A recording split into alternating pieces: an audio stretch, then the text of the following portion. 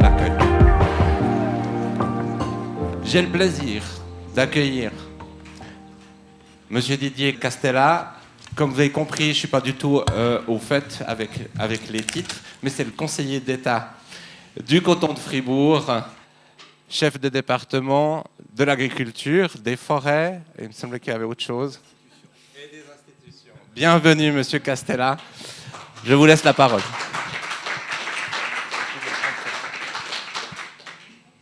Merci, messieurs les conseillers nationaux, messieurs les représentants de l'État de Vaud, mesdames, messieurs, chers invités, chers participants. Tout d'abord, j'aimerais au nom du Conseil d'État vous souhaiter la bienvenue en terre fribourgeoise. J'espère qu'ici, à Grangeneuve, le site est propice et je crois qu'il doit l'être aux réflexions, aux pistes de solutions que vous cherchez. C'est la raison pour laquelle vous êtes ici. Et j'aimerais tout d'abord dire qu'il est vrai que l'agriculture sociale, thérapeutique, est un thème qui, avec l'évolution sociale, semble être une réponse multiniveau, une réponse qui apporte des solutions à une problématique réelle dans notre société.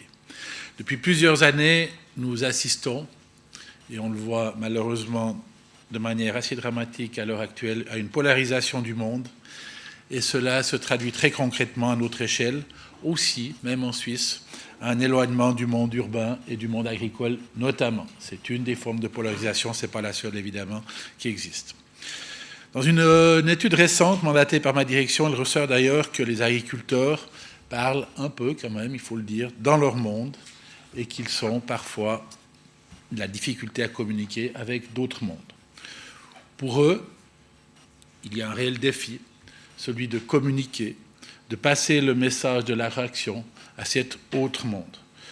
Celui-ci beaucoup plus urbain, qui n'a pas toujours forcément connaissance du chemin parcouru par les denrées alimentaires avant d'arriver sur l'étalage au supermarché dans nos villes. J'ai néanmoins toujours pour habitude de rappeler que le rôle premier de l'agriculture, des agriculteurs, des agricultrices, est de nourrir la population. Et nous ne devons pas l'oublier non plus.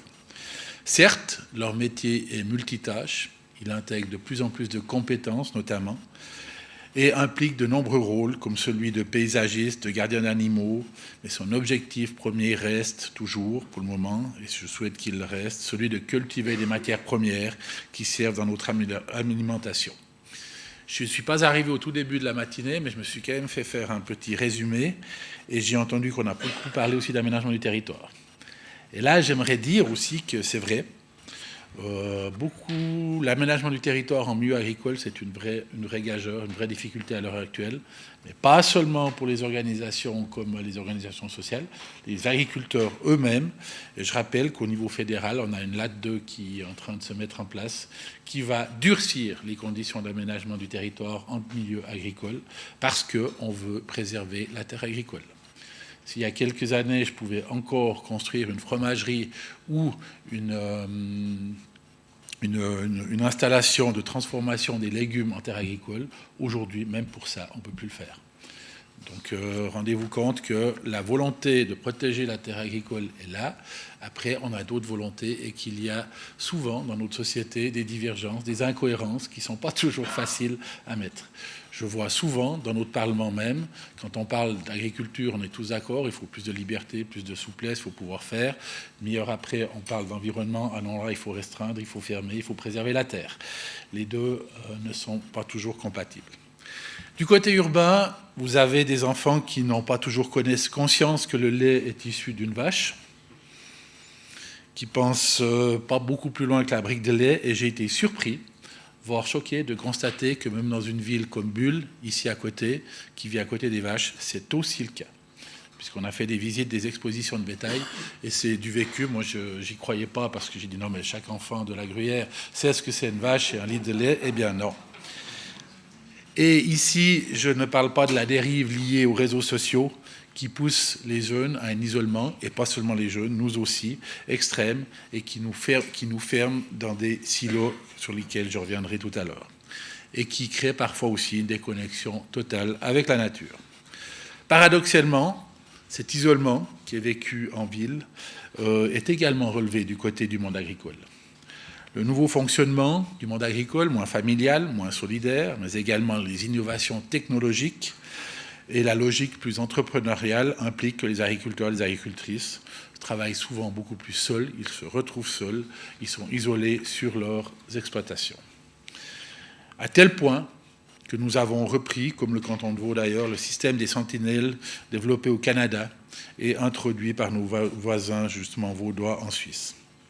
En très bref, il s'agit de veiller aux situations problématiques dans l'agriculture avec des sonneurs d'alerte et tels que les vétérinaires qui les rendent visite. Et ensuite, il y a des aumôniers formés et des gens formés qui peuvent intervenir dans des cas de détresse, souvent psychologiques, qui sont malheureusement beaucoup trop fréquentes. Nous avons donc deux mondes qui, en s'ouvrant l'un vers l'autre, peuvent tirer une situation win-win. Et c'est, je crois, ce que vous souhaitez, c'est ce qu'on peut tous souhaiter. L'agriculture sociale thérapeutique s'inscrit dans une démarche d'entrepreneuriat social, utilisant l'agriculture comme outil pour atteindre des objectifs sociaux, des objectifs thérapeutiques, tout en favorisant le développement durable et l'inclusion dans la société. On ne peut que le saluer. Il paraît même, et c'est à saluer, que ce type d'initiative intéresse le Forum économique mondial qui a été créé par la Fondation Schwab pour dire qu'il y a vraiment un potentiel et un intérêt général pour cette problématique. Le développement des fermes comme lieu de prestations sociales, thérapeutiques, présente un potentiel significatif, important, j'en suis convaincu, comme les derniers intervenants l'ont dit d'ailleurs. Comme déjà mentionné également, autrefois, l'agriculture jouait un rôle central, pas toujours avec rémunération. Là, je m'inscris aussi un petit peu en faux, en provocation contre ce qui a été dit avant. Il y avait de l'aide familiale. Et puis, je dois vous dire qu'en tout cas, dans le canton de Fribourg, si on doit payer tout le bénévolat qu'on a aujourd'hui dans notre société, que ce soit pour les sociétés, justement, l'agriculture, dans les métiers, eh bien, on ne sera pas capable de le payer. J'entends souvent, de plus en plus, partout où je vais, il faut que l'État engage plus d'argent, ce qui est certainement vrai. Chacun a des bonnes raisons. Et quand je vais dans la formation, ça a été dit, on me dit qu'il faut plus de travailleurs sociaux, ça économisera sur les risques de criminalité à futur. Quand je vais dans le social, on me dit la même chose. Quand on regarde l'agriculture, on me dit la même chose. Au bout d'un moment, je n'ai pas les moyens de tout financer. Il faut que je trouve pour mettre les priorités. Et puis je dois dire aussi qu'on l'a vu aussi, oui, il y a un retour, il y a une efficacité. Par contre, elle est très difficile à mesurer.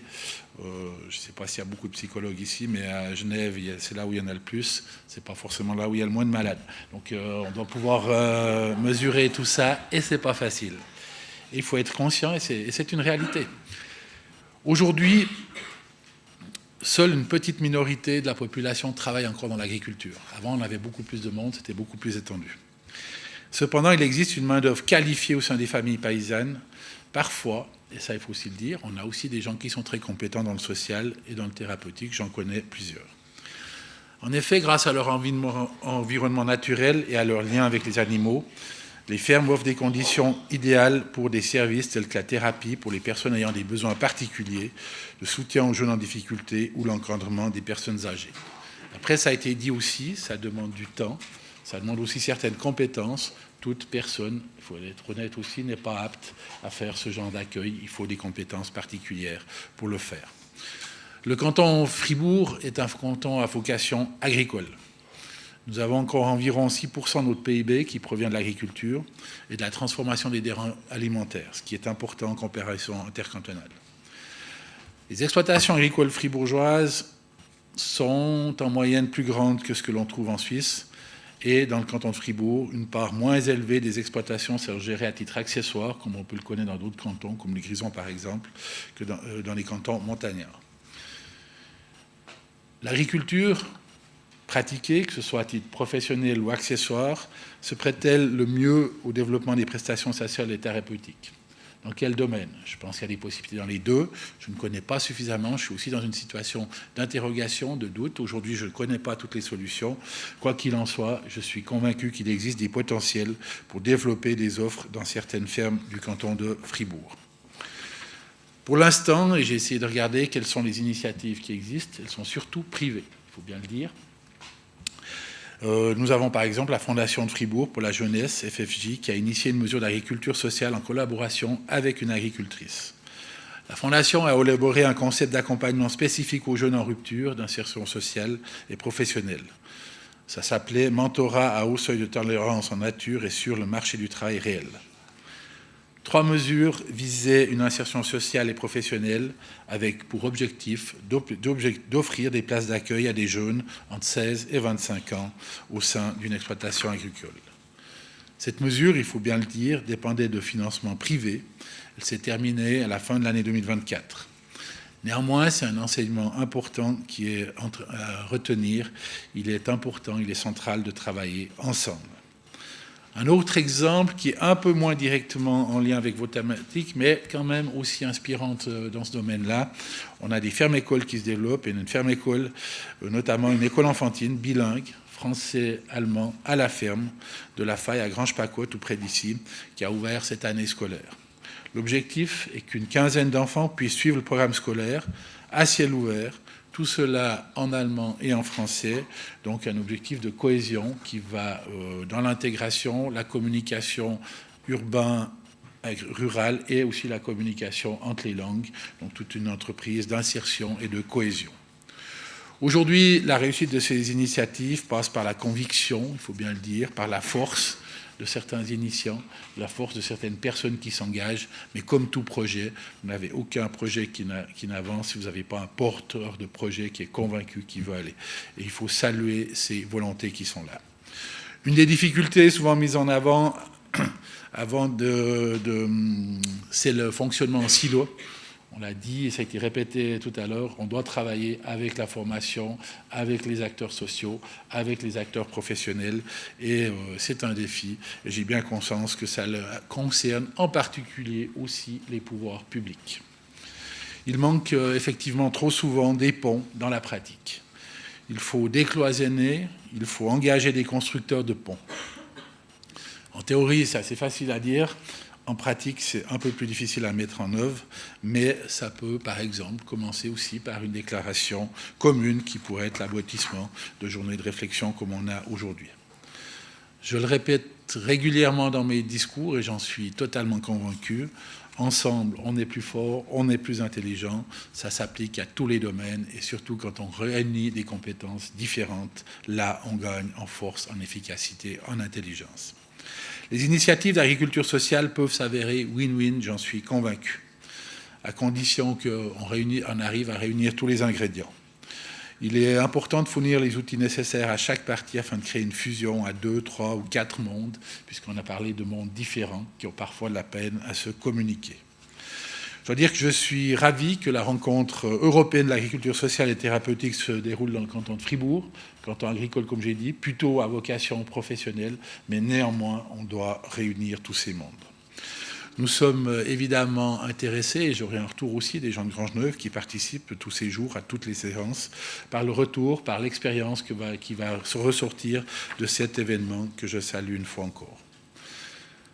Quel est le rôle que doit prendre le secteur privé, les entreprises, les fermes? Quel est le rôle que doit prendre le secteur public, les communes, les cantons, la confédération, ainsi que le secteur associatif qui, lui aussi, participe à ces mouvements, institutions, organisations non gouvernementales, y compris les bénévoles qui participent à ce genre d'action. Quel cadre juridique, administratif, la collectivité doit-elle mettre en place en avant? Faut-il des lois ou plutôt des actions? Faut-il les deux? Il y a certainement un juste équilibre à trouver. C'est tous des défis qui nous restent à relever dans ce domaine. Quelles adaptations, quels soutiens sont nécessaires de la part des cantons, de la Confédération, de la politique agricole et sociale? Je pose des questions ici parce que je suis intéressé aussi, comme ça a été dit avant, de discuter tout à l'heure avec vous. J'ai prévu de rester durant le repas avec vous pour avoir ces échanges. C'est vraiment dans une démarche intéressée. Je n'ai pas toutes les réponses, vous l'avez compris, mais j'ai de nombreuses questions et j'espère que vous allez, dans le cadre de ce séminaire et de ces journées de réflexion, pouvoir amener quelques-unes des réponses dont nous avons besoin. Merci de votre attention.